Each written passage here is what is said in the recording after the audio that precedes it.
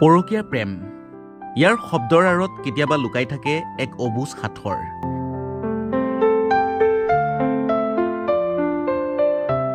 এক গভীৰ শূন্যতা পূৰণৰ আকুলতা বা কেতিয়াবা খন্তেকীয়া মোহ।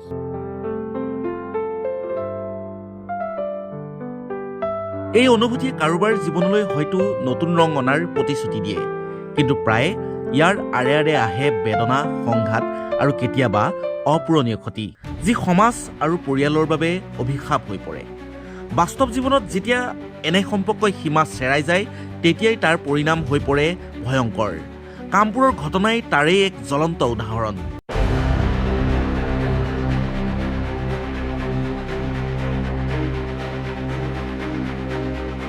জয়কান্ত দাস, তেওঁৰ পত্নী গীতাৰাণী দাস আৰু টেট শিক্ষক ভাস্কৰ নাথৰ জীৱনলৈ নামি অহা এই অকল্পনীয় পৰিস্থিতিয়ে দেখুৱাইছে যে কেনেকৈ মানুহৰ মনৰ ক্ষণিক আৱেগ, ভুল বুজাবুজি বা সীমা চেৰাই যোৱা সম্পৰ্কই একোটা পৰিয়াল, একোখন সমাজক থান-বান কৰি পেলাব পাৰে।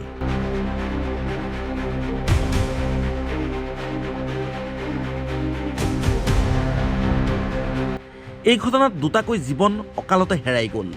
নিথৰুৱা হ'ল এটি 10 বছৰীয়া কণমানি। ঘটনা অনুসৰি কামপুৰৰ পাচনিজাৰত জয়কান্ত দাস আৰু তেওঁৰ পত্নী গীতাৰাণী দাস ভাড়াতীয়া হিচাপে আছিল। একেটা ঘৰতে ভাড়াতীয়া হিচাপে বাস কৰিছিল মঙলদৈৰ বাসিন্দা ভাস্কৰ নাথ নামৰ এজন টেট শিক্ষক। সূত্ৰ অনুসৰি টেট শিক্ষক ভাস্কৰ আৰু গীতাৰাণী দাসৰ মাজত কিছুদিন ধৰি চলি আহিছিল পৰকীয়া প্ৰেমৰ সম্পৰ্ক, যি কথা গীতাৰাণী দাসৰ স্বামী জয়কান্তই উমান পাইছিল। আৰু জয়কান্ত দাসে ক্ষোভৰ বশৱৰ্তী হৈ নিজৰ পত্নী গীতাৰাণী আৰু টেট শিক্ষক ভাস্কৰ নাথক ৰদেৰে মৰিয়াই হত্যা কৰে। হত্যাকাণ্ডৰ পিছতেই জয়কান্ত দাসে কামপুৰ থানাত আত্মসমৰ্পণ কৰে। আমি প্ৰায় 11:20 PM আমি পুলিচ কণ্ট্ৰল ৰুমত এটা ইনফৰমেশ্যন পাইছিলোঁ যে এনেকুৱা ধৰণৰ এটা মাৰ্ডাৰ কেছ হৈছে বুলি। লগত মিনৱেল মানে এইটো সময়তে কি হ'ল, যিজন আমাৰ একিউজড আছে, একিউজডে পুলিচ ষ্টেচন গৈ ছাৰেণ্ডাৰ কৰে। স্থানীয় লোকৰ মতে পৰকীয়া প্ৰেমৰ বাবেই সংঘটিত হৈছে এই ঘটনা। সম্প্ৰতি ঘটনা সন্দৰ্ভত কামপুৰ আৰক্ষীয়ে আৰম্ভ কৰিছে তদন্ত। আৰক্ষীৰ তদন্তত ওলাব ঘটনাৰ আঁৰৰ ৰহস্য। সেয়া যিয়েই নহওক কিয়, কামপুৰৰ ঘটনাই সকীয়াই দিছে যে সম্পৰ্কবোৰত বিশ্বাস, সন্মান আৰু ধৈৰ্য কিমান গুৰুত্বপূৰ্ণ।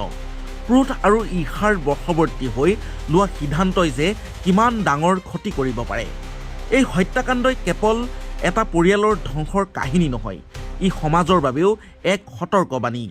পৰকীয়া প্ৰেমৰ স্বপ্নীল মোহৰ আঁৰত থাকে এক গভীৰ বিপদৰ সম্ভাৱনা, যি এখন ঘৰ, এটা পৰিয়াল নিমিষতে শেষ কৰি দিব পাৰে।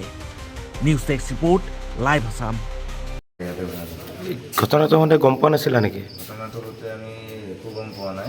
ভাত খাই শুবলৈ লৈছোঁ, তেতিয়া এওঁলোকৰ সৰু ল'ৰাটো আহি পেলাই মাতিছে আণ্টি বুলি। তেতিয়া আমি দৰজাটো খুলি দিছোঁ, তেতিয়া কৈছে যে আমাৰ মাক মাৰি পেলালে। তাৰপিছত ল'ৰাটো আমাৰ ৰুমত সোমাই গৈছে। সোমাই যাওঁতে কৈছে যে দেউতা আহি পেলাই এনেকৈ মাক মাৰি পেলালে। তাৰপিছত 108 ফোন কৰক। মই 108 ফোন কৰিলোঁ। তাৰপিছত 108 ফোন কৰাৰ পিছত আকৌ 108লৈকে কৈছোঁ, পুলিচ থানাৰ নাম্বাৰ নাছিলে মোৰ তাত।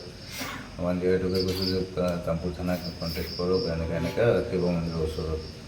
তাৰপাছতে তেওঁলোকে কণ্টেক্ট কৰালে, আহিলে। তাৰপিছত আৰু কাৰোবাক মাৰিছে নেকি? অকল নে মানুহজনকে মাৰিছে?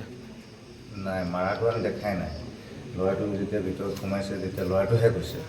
তাৰপিছত ভিতৰত সোমাওঁতে মই ল'ৰাটো সোমাই লক কৰি দিলোঁ ভিতৰত। তাৰপিছত এই মানুহজনে যিজন ল'ৰা মৰিছে, হয়, ল'ৰাজন ক'ত ঘৰ জানো নেকি? নাজানো, ইয়াত ভাড়া থাকে বুলি জানো। নামটো জানো নেকি? টিচাৰ বুলি জানো, ভাস্কৰ বুলি জানো। উপাধিটো লিখিছে ছাৰতে। ক'ত স্কুলত মাষ্টাৰ কৰে? কোন স্কুলত মাষ্টাৰ কৰে? পুঠিমাৰি বুলি শুনিছোঁ।